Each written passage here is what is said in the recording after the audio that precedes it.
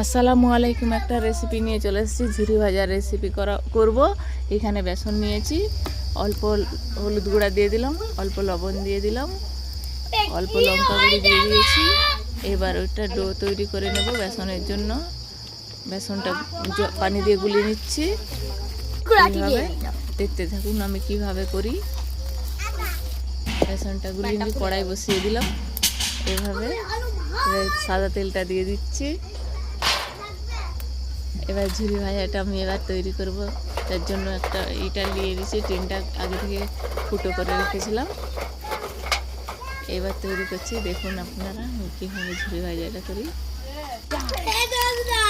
ভাজা হয়ে গেছে, এবার উঠিয়ে নেব। এবার উঠিয়ে দিচ্ছি। কীভাবে ভেজে নিয়েছি।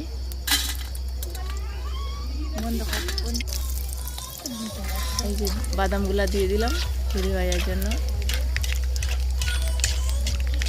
বাদামটা লাগবে ঝুরি ভাজার সঙ্গে, দিয়ে দিয়েছি। এবার লাল লাল করে ভেজে নিয়েছি, এবার উঠিয়ে নেব। এবার উঠিয়ে নিলাম।